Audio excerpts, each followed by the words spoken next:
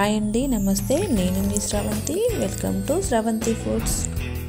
ఈరోజు మన వీడియోలో చూడబోయే రెసిపీ వచ్చేసి చికెన్ ఫ్రైని చాలా ఈజీగా ఎలా చేసుకోవాలో చూద్దాం. ఇలా చేసినట్లయితే కొత్తగా వంట చేసేవారైనా బ్యాచిలర్స్ అయినా చాలా ఈజీగా చేసేయవచ్చు. టేస్ట్ మాత్రం చాలా బాగుంటుంది.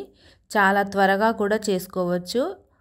ఒకసారి ఇలా ట్రై చేశారంటే ఎక్కువ హడావిడి లేకుండా మళ్ళీ ఇదే విధంగా చేసుకొని తింటారు. అంత టేస్టీగా ఉంటుంది. దీని ప్రాసెస్ ఎలానో చూద్దాం. ముందుగా ఇలా ఒక మీడియం సైజులో ఉన్న 3 ఉల్లిగడ్డలను ఈ విధంగా సన్నగా కట్ చేసుకొని పెట్టుకోవాలి. ఇలా ఒక ఎల్లిగడ్డను పూర్తిగా వేసుకోవాలి. ఇలా ఎల్లిగడ్డ మొత్తం వేసుకుంటే టేస్ట్ చికెన్కి చాలా బాగా వస్తుంది. ఈ ఎల్లిగడ్డపై ఉన్న సన్నని పొరని ఈ విధంగా తీసేసుకోవాలి. కేవలం మనకి ఇలా ఎల్లిపాయలు కనపడేలాగా దీనిపై ఉన్న సన్నని పొరని మొత్తం తీసేసుకొని పెట్టుకోవాలి. అలాగే ఆ తర్వాత ఒక పచ్చిమిర్చి, కొద్దిగా కొత్తిమీర, 4-5 లవంగాలు, అలాగే కొద్దిగా కరివేపాకు కూడా ఈ విధంగా కట్టుకొని ఇలా అన్నీ కడిగేసుకొని పెట్టుకోవాలి. ఆ తర్వాత ఇలా ఒక 1/2 kg వరకు చికెన్ని దొడ్డుప్పేసి నీట్గా కడిగి ఈ విధంగా చిల్లుల గిన్నెలోకి వేసుకొని పెట్టుకోవాలి. ఆ తర్వాత స్టవ్ ఆన్ చేసి కడాయి పెట్టుకొని మనకు ఈ చికెన్కి సరిపడంత ఆయిల్ని వేసుకోవాలి. ఒక 3 స్పూన్స్ వరకు ఇక్కడ ఆయిల్ వేసాను. ఆయిల్ వేడైన తర్వాత ఇలా లవంగాలను వేసుకోవాలి. అలాగే పచ్చిమిర్చిని వేసుకోవాలి. ఇవి కాస్త ఫ్రై అయిన తర్వాత ఉల్లిపాయలను వేసుకోవాలి. వీటన్నింటినీ ఈ విధంగా కలుపుకోవాలి. మూత పెట్టి ఒక 2-3 నిమిషాలు ఈ ఉల్లిగడ్డలను బాగా మగ్గనివ్వాలి. ఈ ఉల్లిపాయలు అన్నవి బాగా ఫ్రై అవ్వాల్సిన అవసరం లేదు, కాస్త మగ్గితే సరిపోతుంది. ఇలా మగ్గిన తర్వాత ఇందులోకి కొద్దిగా కొత్తిమీర, 1 స్పూన్ అల్లం వెల్లుల్లి పేస్ట్, అలాగే ఇలా మనం ముందుగా ఎల్లిపాయను పొట్టు తీసి పెట్టుకున్నాం కదా, ఇలా ఈ ఎల్లిగడ్డను మొత్తం వేసేసుకోవాలి.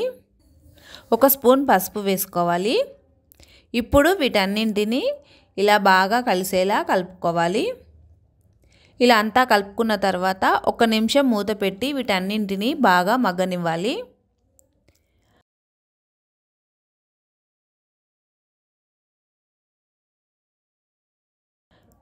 చూడండి, ఆ తర్వాత ఇలా మనం నీట్గా కడిగి పెట్టుకున్న చికెన్ని కూడా వేసేసుకోవాలి.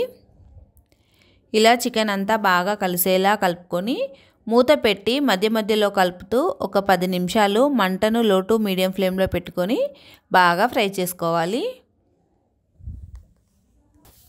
చూడండి, ఈ చికెన్లో ఉన్న వాటర్ అంతా ఊరి బాగా ఫ్రై అయ్యి ఈ వాటర్ అన్నీ ఇంకిపోయిన తర్వాత ఇందులోకి మీరు తినే కారాన్ని బట్టి కారం వేసుకోండి. నేను ఇక్కడ ఒక 2 స్పూన్ల వరకు కారాన్ని వేస్తున్నాను. అలాగే రుచికి తగ్గట్టు సాల్ట్ వేసుకోవాలి. ఇలా సాల్ట్ వేసి వీటిని వెంటనే కదపకుండా మూత పెట్టి 1-2 నిమిషాలు బాగా మగ్గనివ్వాలి. చూడండి, ఒక 2 నిమిషాల తర్వాత ఇలా మూత తీసి ఇలా అంతా బాగా కలిసేలాగా కలుపుకోవాలి. ఇప్పుడు దీనిని ఒక 2-3 నిమిషాలు ఇలా మధ్యలో కలుపుతూ బాగా ఫ్రై చేసుకోవాలి. చూడండి, ఉప్పు కారం అనేది ఈ విధంగా చికెన్కు బాగా పట్టిన తర్వాత ఇందులోకి కొద్దిగా మసాలాను వేసుకోవాలి. 1/2 స్పూన్ వరకు గరం మసాలాను వేసి కొద్దిగా కొత్తిమీర, అలాగే కొద్దిగా కరివేపాకు వేసి అంతా బాగా కలిసేలా కలుపుకోవాలి.